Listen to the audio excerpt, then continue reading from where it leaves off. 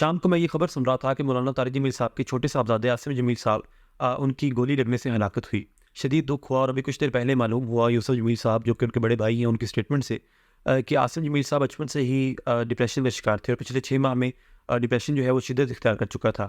उसके लिए उनकी थेरेपीज़ हो रही थी जिसमें इलेक्ट्रिक शॉक भी दिए जाते थे। अब इसको इलेक्ट्रोकन्वल्सिव थेरेपी कहा जाता है कि जिसमें प्रॉपर्ली मॉनिटर किया जाता है, एनेस्थीसिया दिया जाता है, फिर एक इंसान की जो बॉडी है उसमें इलेक्ट्रिक करंट पास किया जाता है कि ताकि जो ब्रेन केमिस्ट्री जो चेंज हुई हुई है उसको नॉर्मल किया जा सके और एक इंसान जो है वो बेहतर ज़िंदगी की तरफ आ सके। और जो सिम्टम्स हैं डिप्रेशन के या बाइपोलर डिसऑर्डर वगैरह के तो इनको रिवर्स किया जाए और एक इंसान जो है जब पहले साइकोथेरेपी या मेडिकेशंस उनसे उस तरह का रिजल्ट नहीं मिल रहा होता तो फिर इसको यूज़ किया जाता है।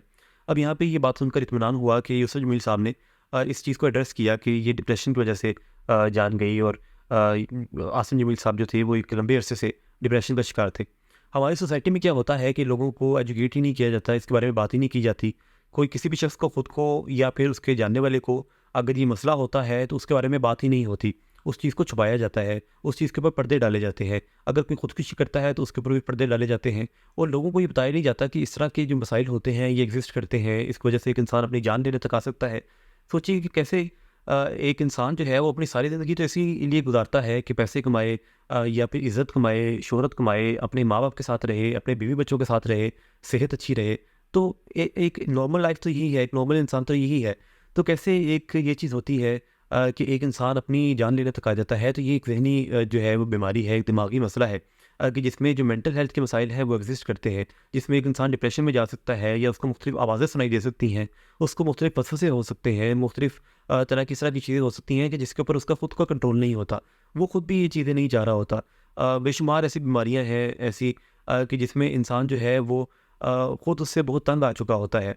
खुद उस चीज़ से बचना चाहता है लेकिन वो बच ही नहीं पाता क्योंकि ये उसी तरह से मसला है कि जिस तरह से किसी इंसान को कैंसर हो जाए, किसी इंसान को डायबिटीज़ हो जाए, किसी इंसान को हार्ट का मसला हो जाए और वो इंसान भी इस चीज़ से बहुत स्ट्रगल कर रहा होता है और उसकी अक्सर तो फैमिली भी समझ नहीं पाती। फैमिली को लगता है कि शायद कोई ड्रामे कर रहा है, फैमिली को लगता है कि शायद ऐसा नहीं है और जहाँ पे फैमिली समझ भी पाती है तो फैमिली जो है उसका ट्रीटमेंट करा सकती है ज़्यादा से ज़्यादा या ज़्यादा से ज़्यादा यही चीज़ हो सकती है।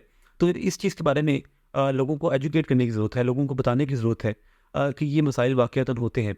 अब इस केस में डिप्रेशन या फिर जो इस तरह की चीज़ें आ रही हैं कि जैसे बाइपोलर डिसऑर्डर का मसला था या डिप्रेशन का मसला था, तो हमारी जो पिछली 50 वीडियोज़ है तकरीबन, वो तमाम मेंटल हेल्थ डिसऑर्डर्स के बारे में है कि ताकि लोगों को एजुकेट किया जा सके। अब डिप्रेशन के ऊपर अगर हम बात करें, तो एक इंसान अगर जब डिप्रेशन में जाता है तो वो एक सडन चेंज आता है उसमें और कम से कम 2 हफ्ते तक उसमें 9 में से 5 सिम्पटम्स प्रेज़ेंट होने चाहिए कि तभी उसको डिप्रेशन कहा जा सकता है।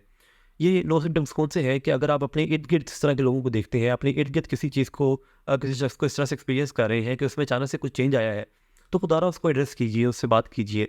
किसी साइकोलॉजिस्ट को से रुजू कीजिए, किसी साइकियाट्रिस्ट से रुजू कीजिए और उसका साथ दीजिए। ये मत कीजिए कि उसको लेबल कर दें कि तुम जो हो पागल हो या तुम जो है ये मसला ही नहीं है या तुम बस खुश रहा करो या ये तो कोई चीज़ नहीं है, तुम झूठ बोल रहे हो, तुम ड्रामे कर रहे हो। ऐसा कुछ भी नहीं होता। कोई भी शख्स जान के डिप्रेस नहीं रहना चाहता। कोई भी शख्स जान के वसवसों में नहीं रहना चाहता। कोई भी शख्स जान के घबराहट में नहीं रहना चाहता। वो कोई ना कोई केमिकल चेंज होता है, कोई ना कोई मसला होता है कि जिसकी वजह से एक इंसान जो है वो इस तरह की फीलिंग्स में रह रहा होता है और वो खुद भी खुश नहीं होता। आप यकीन जानिए कि कोई भी शख्स जानबूझकर उदास नहीं रहना चाहता, हर शख्स खुश ही रहना चाहता है। तो ये डिप्रेशन के सिम्पटम्स है इसमें एक इंसान उदास रहेगा, उसका रोने का दिल करेगा, रोने के बाद भी सुकून नहीं मिलेगा, उन कामों में भी मज़ा नहीं आएगा जिनमें पहले मज़ा आता था। फिर उसके बाद वो या तो कम खाएगा या ज़्यादा खाएगा या कम सोएगा या ज़्यादा सोएगा। लैक ऑफ कंसंट्रेशन उसमें देखने को मिलेगी, लैक ऑफ एनर्जी और फटीग होगी, यानी एक इंसान का उठने का दिल नहीं करेगा, थकावट महसूस होगी, गिल्ट की फीलिंग होगी, खुद को ब्लेम करेगा, खुद को कहेगा कि तुम गलत इंसान हो, तुम ठीक नहीं हो, तुमने बहुत सारी गलतियाँ की हैं, सब कुछ गलत तुम्हारी वजह से हो रहा है। और फिर इसके बाद सुसाइड की जो सोचें हैं वो एक इंसान में आ सकती हैं और जो सुसाइडल आइडिएशन है वो एक इंसान में हो सकती है कि जिसमें उसको खुदकुशी करने का दिल करे, जिसमें उसको ये लगे कि ज़िंदगी में कुछ भी नहीं है, ज़िंदगी में कोई रंगीनी नहीं है, ज़िंदगी को ख़त्म हो जाना चाहिए। मैं जो हूँ वो मजबूरन जी रहा हूँ। मुझे ज़िंदा नहीं रहना चाहिए, मुझे ज़िंदा रहने का कोई हक़ नहीं है। ये जो तमाम तर सोचें हैं ये एक इंसान को फिर खुदकुशी की तरफ लेकर जाती हैं और रिसर्च ये बताती है कि आने वाले चंद सालों में खुदकुशी दुनिया की सबसे बड़ी वजह बन जाएगी मौत की। यानी इतना बड़ा मसला है ये और इसको एड्रेस ही नहीं किया जाता। और इस तरह से बाइपोलर डिसऑर्डर जो है उसमें भी एक तरफ डिप्रेशन होता है और एक तरफ मेनिया का फेज़ होता है। मेनिया के फेज़ में एक इंसान बहुत ज़्यादा एनर्जेटिक हो जाता है और ये भी केमिकल चेंज की वजह से है। यानी इसमें भी एक इंसान के केमिकल यानी ब्रेन केमिस्ट्री चेंज होती है और एक इंसान जो है वो इस तरह के काम कर रहा होता है।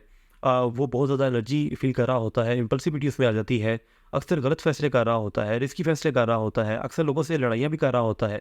अक्सर जो है वो 2-2 3-3 घंटे सोकर बहुत ज़्यादा एक्टिव होता है, अक्सर ज़्यादा बातें कर रहा होता है, अक्सर एक बात से दूसरे बात पे जल्दी शिफ्ट हो रहा होता है, ज़्यादा डिस्ट्रैक्ट हो रहा होता है। तो ये जो तमाम तर चीज़ें हैं कि जिसमें एनर्जी का बहुत ज़्यादा हाई हो जाना है या फिर डिप्रेशन में एनर्जी का बहुत ज़्यादा लो हो जाना है, बहुत ज़्यादा उदासी का आ जाना है और इसके दरमियान में एक इंसान घूमता रहे, तो इस चीज़ को बाइपोलर डिसऑर्डर कहा जाता है।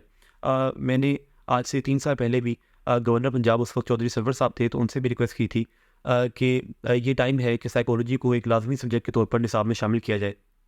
मेरी गुजारिश है हुकूमत से और अपने इदारों से जो एजुकेशन सिस्टम है, जो एजुकेशन सिस्टम को चलाने वाले लोग हैं, कि खुदारा इस चीज़ को जो है वो अब हमें कंसिडर करने की ज़रूरत है कि साइकोलॉजी को निसाब में शामिल होना चाहिए। साइकोलॉजी के बारे में लोगों को बताना चाहिए, मेंटल हेल्थ के मसाइल के बारे में लोगों को बताना चाहिए।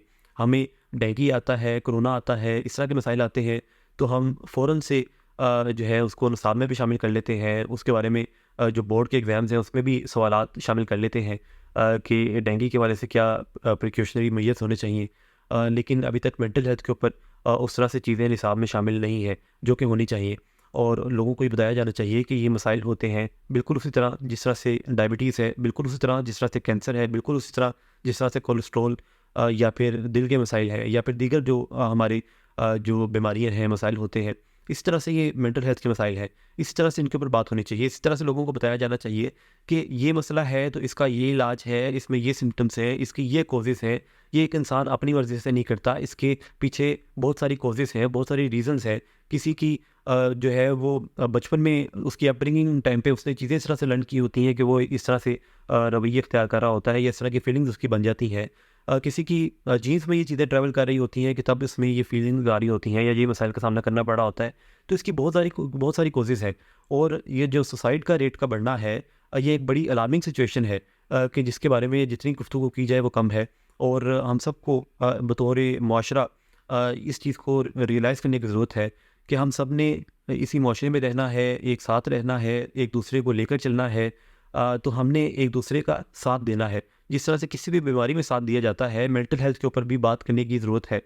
कोई शख्स अगर आपको ये कहता है कि मुझे डिप्रेशन है, तो समझिए कि उसको डिप्रेशन है, उससे बात कीजिए, उससे साइकोलॉजिस्ट की तरफ, साइकियाट्रिस्ट की तरफ उसको कहिए कि रुजू करे और उसकी जो बेहतरी है ज़िंदगी में, उसके लिए जो भी आप काम कर सकते हैं, जो भी वैल्यू ऐड कर सकते हैं, वो ज़रूर कीजिए।